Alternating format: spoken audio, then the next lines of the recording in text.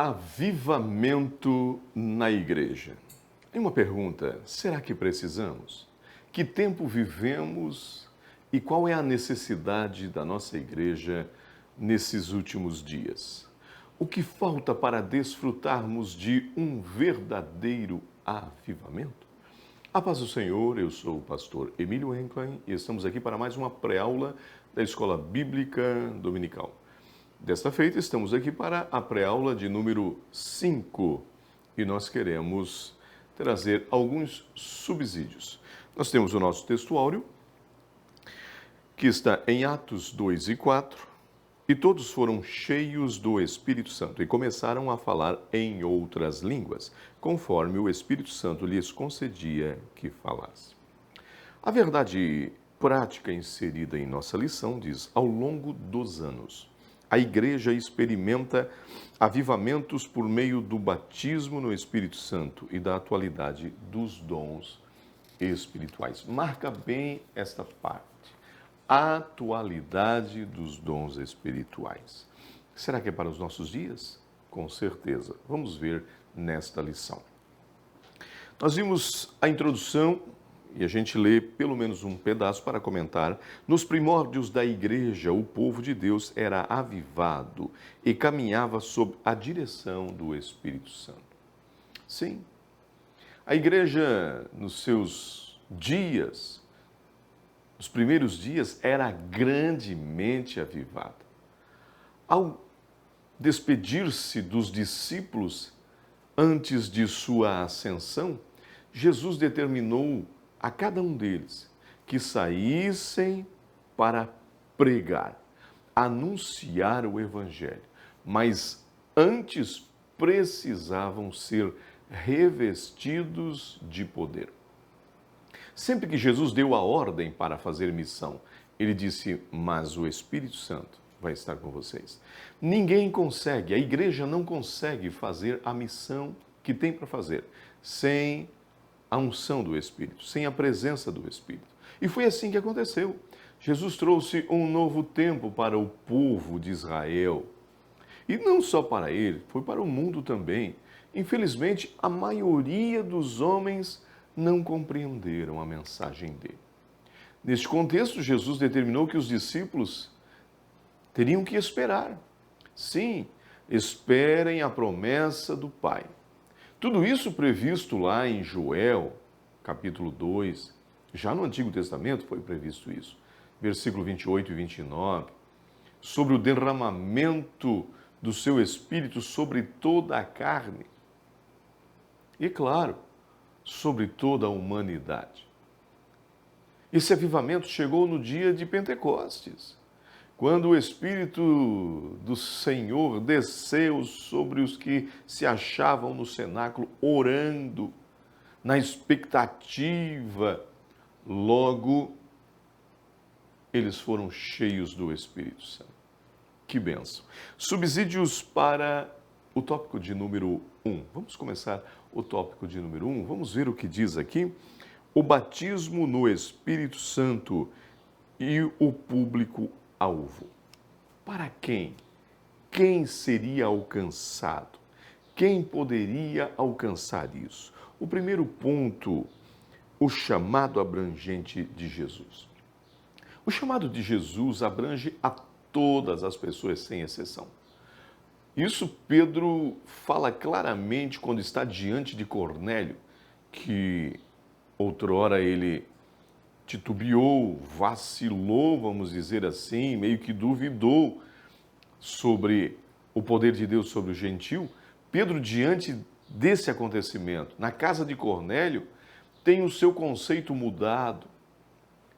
Sim, e ele olha e diz: agora eu sei que Deus não faz acepção de pessoas.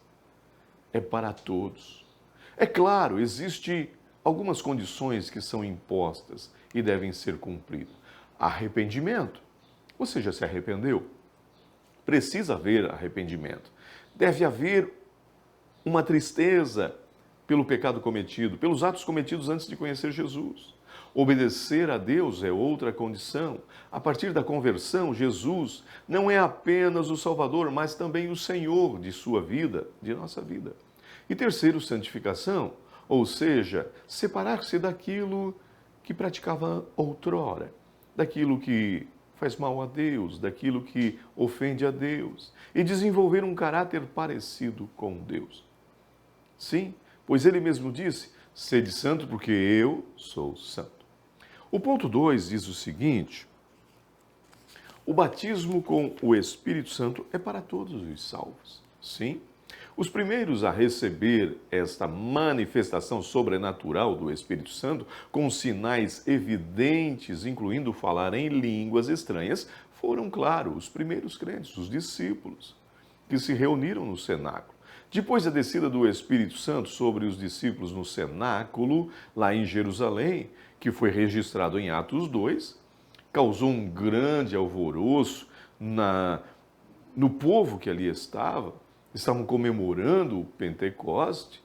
Aí houve um grande mover e o povo foi, vamos dizer assim, contagiado. Pedro se levanta e, num sermão bíblico, faz um discurso e explicou tudo o que significava. E mostrou por que aquele movimento espiritual, citando a promessa dita lá já em Joel, que derramarei do meu espírito sobre toda a carne. É interessante isso. Pedro entende que é o início de um grande mover. Por isso ele troca o pelo do, ou seja, o artigo definido que Joel cita pela preposição do. Pedro está entendendo que é o início do que está sendo feito ali. Então as palavras de Pedro inflamou as pessoas. E ele disse, vocês precisam se arrepender, ser batizado no batismo de Jesus e depois no batismo com o Espírito Santo. Isso é tremendo. Ele deixa bem claro que ali era o início de um grande mover, que a igreja desfrutaria disso. É por isso que o ponto 3 vem trazendo um alerta. Cuidado com os cessacionistas. Não caia no engano deles, porque eles creem e afirmam que o batismo com o Espírito Santo fica apenas lá para aquela época.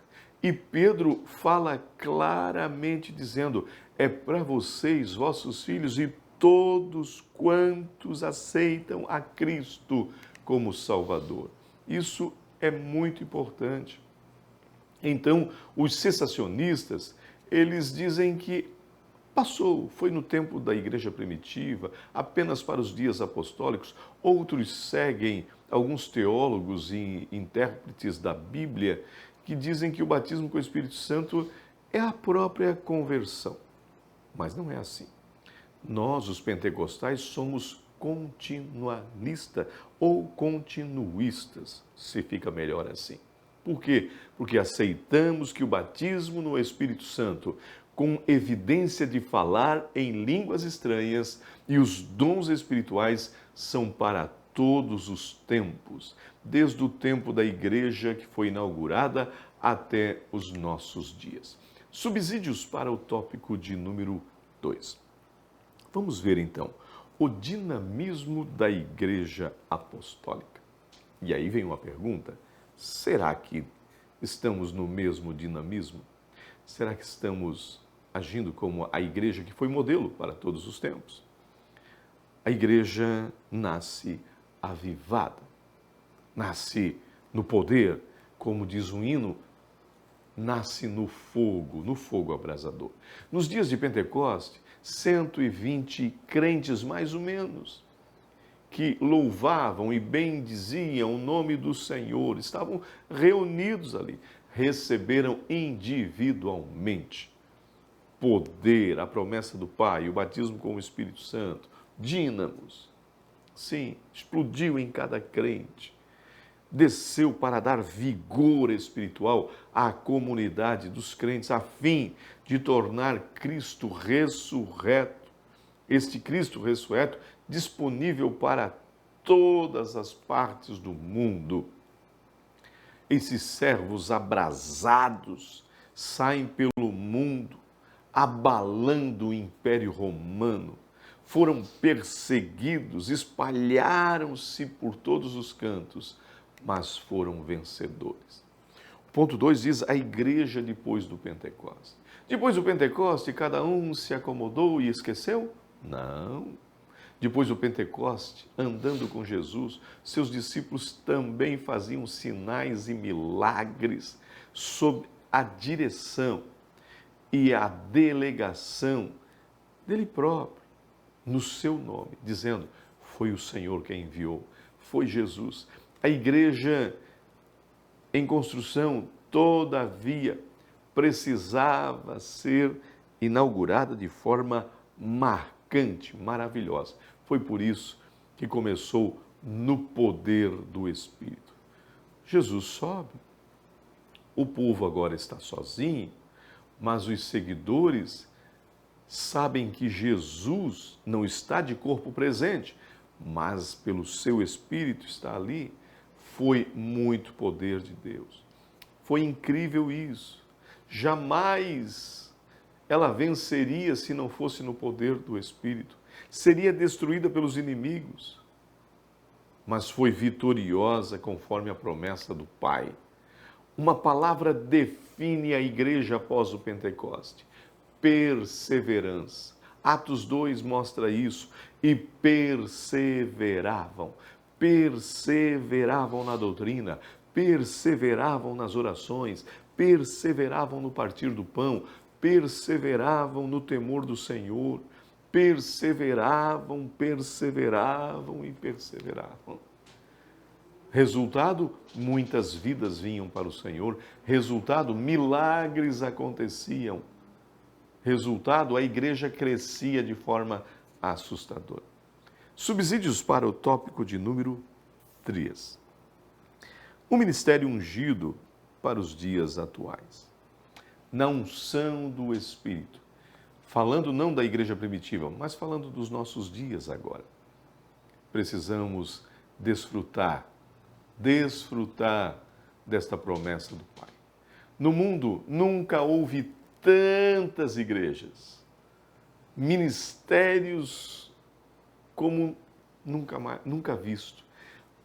O mundo está lotado, milhares de igrejas, cada uma com suas doutrinas, com seus pensamentos, com sua liturgia, com seus ensinos. Uma grande parte delas, contudo, falta a verdadeira unção do Espírito Santo. A razão é bem evidente. A falta do poder do Espírito Santo mediante o batismo pentecostal, a sã doutrina e o temor do Senhor em muitos ministérios. Para um ministério ser ungido, qual é o segredo? Não há uma fórmula, nem métodos técnicos, científicos, não. Nós temos o exemplo da igreja dos primeiros dias. É deixar que o Espírito Santo tenha liberdade de agir.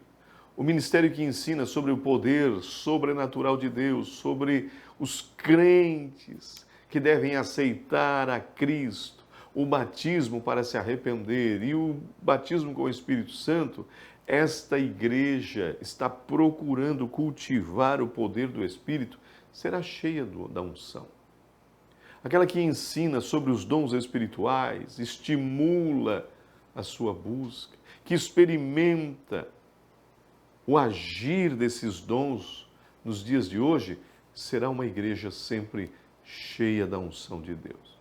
Sem dons espirituais, como já falamos, a igreja não passa de uma associação de direitos privados, de caráter religioso, sem fins econômicos e lucrativos. Mas precisa da unção de Deus. E nós vimos aqui, autenticado por Deus. O ponto de número 2. Uma igreja genuína tem a unção do Espírito Santo, tem a autenticação de Deus. Existe uma grande diferença entre um ministério formal, humanista, sim, técnico, e um ministério ungido pelo Senhor, ungido pelo Espírito Santo. No primeiro caso, há pregações dentro da homilética, da exegese, da hermenêutica, uma retórica digna de ser aplaudida, mas falta a unção, faltam os sinais autenticadores da aprovação de Deus. No segundo caso, observe bem, o Senhor confirma a sua aprovação no trabalho do obreiro e da igreja. Os discípulos tinham essa autenticação e eles, tendo partido, diz a Bíblia, pregaram por todas as partes, cooperando com eles, quem? O Senhor. E confirmando a palavra com sinais e maravilhas. Isso é a autenticação. É o Senhor aprovando o que estava sendo feito. Ou seja, a mensagem tem a palavra, o querigma, sim, e tem a demonstração com os resultados da palavra, sinais e prodígios. O último ponto da nossa lição, glorifica a Cristo. Um ministério ungido está firmado no Espírito Santo, sim. Tem o poder de Deus nas suas ações e contribui para a glória de Deus, para a glória de Cristo. Não é para o pastor, nem para o evangelista, nem para o pregador, não é para o dirigente da congregação, mas para Jesus a glória. Jesus disse, mas quando vier aquele, o Espírito da verdade, ele vos guiará em toda a verdade, porque não falará de si mesmo, mas dirá tudo o que tiver ouvido e anunciará o que há de vir. Toda a mensagem do Evangelho, todas as atividades devem estar na direção do Espírito Santo e glorificar a Cristo. Mude, o grande evangelista, disse, devemos, portanto, como apóstolo Paulo disse, levantar perante o povo sempre quem? Jesus, Cristo e não a nós mesmos. Nós devemos mostrar a Cristo e não mostrar a nós mesmos. Exaltar o divino mestre e a sua palavra não é coisa de nossas opiniões, nada. Nós falamos o que a Bíblia nos ensina. Então, glorifique a Cristo, glorifique ao Senhor, faça tudo para a glória dele, pregue para a glória dele. E concluindo a nossa lição, nós vimos que a Igreja Apostólica nasceu debaixo de um avivamento no Pentecoste, depois do glorioso batismo no Espírito Santo, surge uma grande igreja, poderosa. E a unção do Espírito continua ainda disponível nos dias de hoje. Por isso, desfrute disso. Receba a promessa que o Senhor tem para a sua vida. Foi um prazer estar com vocês e até a próxima pré-aula.